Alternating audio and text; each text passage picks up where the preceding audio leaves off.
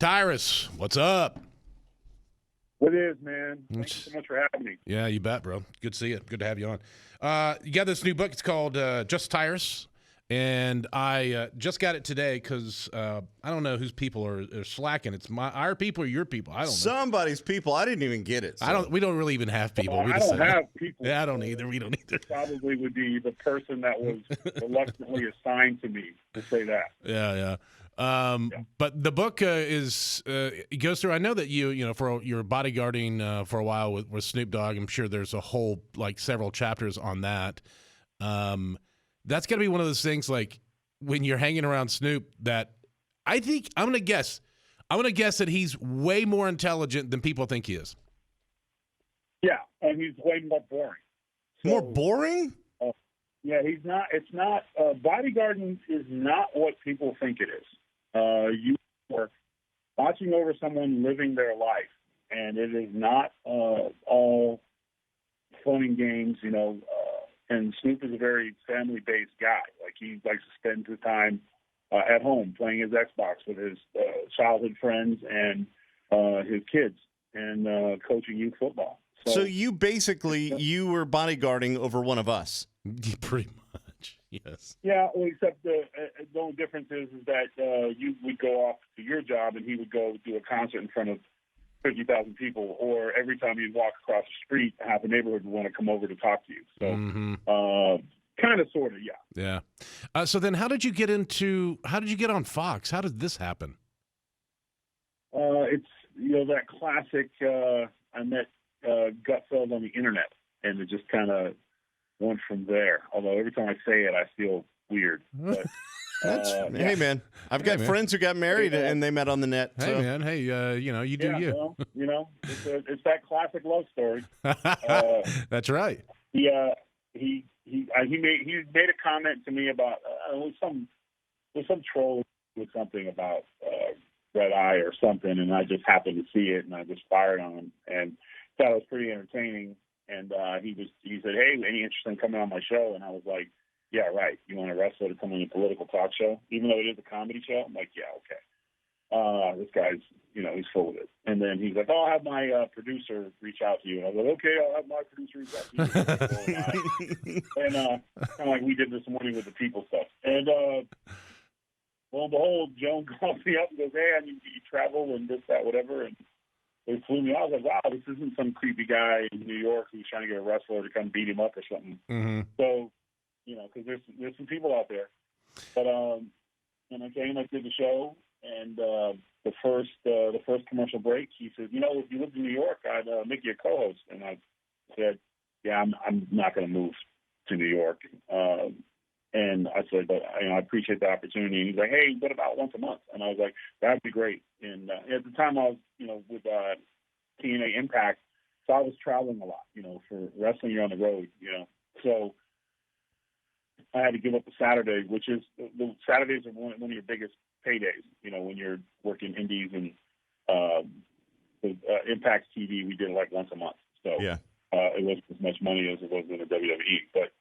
And it just worked out. And then there was the infamous or famous episode about police brutality that really kind of changed my trajectory in politics and comedy politics. I mean, I guess if I had to, Bill Maher is the godfather. Whether I agree with his politics or not, he's the godfather of political comedy.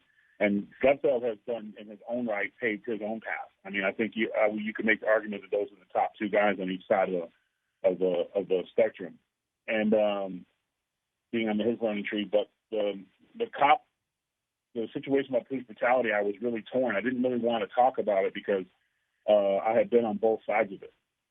I have been on the wrong end of the barrel of a bad apple, and I've also been helped by police officers and assisted and been pulled over by really nice men and women who wear the badge, and they're part of my community and they're friends, and I work out with them. So, it was a tough situation. Plus, mainstream media, anytime a brother supports police officers, the first thing they want to do is take away his blackness. So it's a lot of risks. And then I just kind of took a deep breath and just, I talked to my buddy Joe about it, and he gave me the numbers from cops and policemen in New York to talk to. And I just said, man, I'm just gonna tell it like it is, and if this isn't meant to be, it's not meant to be. But I'm not gonna censor myself. You can have two thoughts in your head, and so that's what I did. And the line where I said, resisting arrest doesn't make you Rosa Parks. It makes you a criminal. Compliance is important. And it went viral, and it was the biggest, most-watched segment in Gutfeld at that time in history. And, it really changed, hey, maybe I can do this at a high level. And maybe there is something to just being yourself and not worrying about what some strangers think about you. Well, whenever you said that, I use that as a teaching moment for my kids. I'm like, look, if you ever get pulled over, yes, sir, no, ma'am. If they say get out of the car, put your hands behind, do it. I'm like, just go with it. If you try to resist, it's the worst thing in the world for you. Just be smart and comply. Respectful. Respectful. If you're respectful to people, then they'll work with you. Yeah, most of the time. Yeah, 99%. And if they're not, then you still do it. Like I said, it sucks, and I've been on the wrong end of it, but it's such a small percentage of what's real, and unfortunately, our men and women who are wearing the badge right now are dealing with a lot more than they should have to. Yeah, and with no support of the media. Yeah, well, they got us. We support. My book is about that. My book is about if I could summarize it in one thing, it would be. It's not what's happening to you, it's your reaction that you're judged by. And what I mean by that is everybody, you, me, everyone everyone has gone through a personal hell at one time or the other. And it's not what is happening to you, it's your reaction that you're judged by, and your reaction is how long you dwell in it, And you either wallow in it, you ignore it, or it overcomes you, or you just don't accept it. And the book is a lot about not accepting no either. Because, I've been fired a lot. So, but picking yourself up is part of the process. And it's a good thing. Failure is a good thing, as long as you learn from it. Yeah.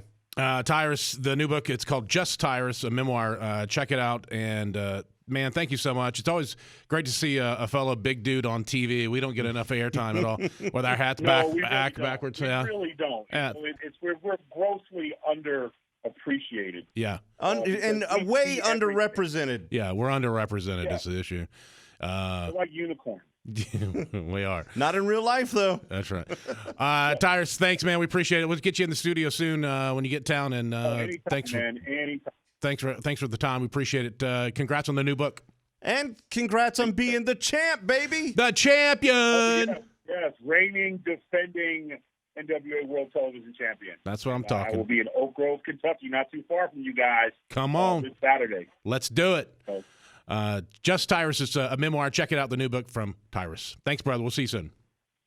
Yes, sir. Hey, if you like that video, go ahead and subscribe and like and hit the bell and do all the stuff.